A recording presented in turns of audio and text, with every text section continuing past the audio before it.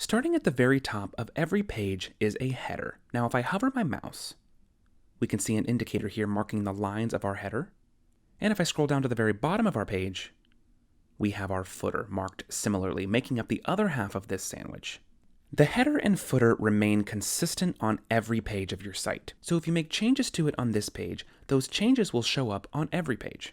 This also goes true for widgets. So any widgets that you add to the header or footer will function site-wide, which is good to keep in mind, and it could be a nice time saver for certain things like SEO widgets and social media links. Now for any particular page that you do not want your header to show, simply hover your mouse over like so, and then we'll click on this header prompt to bring up this little drop-down menu. And right here we have an option to hide our header. You've got the specific devices here that you can select, and if we give a click to hide on desktop, our header disappears like so. And then if you decide later that you want to bring it back, no problem at all. Take notice of this little eyeball icon here on the left panel and give that a click. And you'll see the header partially return. Just give one more click on this icon here, and you're then prompted with an option to unhide.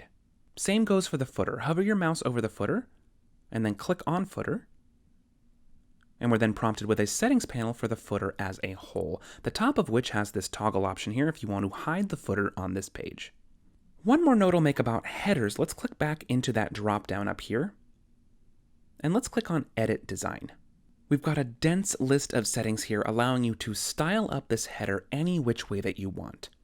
This layout selection here is pretty awesome. If you want to change the structure of it entirely, just select a new one. And in just a flash, it's updated in the builder, ready for you to customize further. Scrolling down a bit, you've got tons of color settings, shadows, borders, and all kinds of good stuff, followed by a section for a shrinking header. Let's expand this.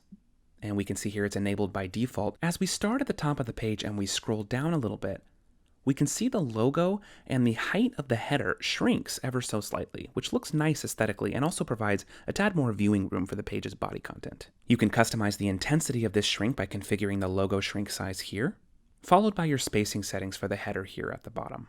Finally, sitting as the meat of our web page sandwich are the rows and the columns. Now, the next couple videos are going to cover rows and columns in much more thorough detail because, like I mentioned, this is fundamental to how all of the pages are configured here in the builder and definitely makes for easier customization once you've got this part down. As I scroll down the page here, we're looking at a collection of rows stacked one on top of another. You can almost think of the rows like little houses, encasing a selection of content within each. As I hover my mouse, we can see the blue outlines of how much space each row takes up, and we even have a clickable prompt here on the top left to expand a myriad of settings for each row that we're going to cover in the subsequent videos. Now, sitting inside each row are columns, sometimes two, sometimes more, and you can think of these like the little rooms inside of each house. The columns are what enable you to house content side by side within each row with full spacing and design control with each.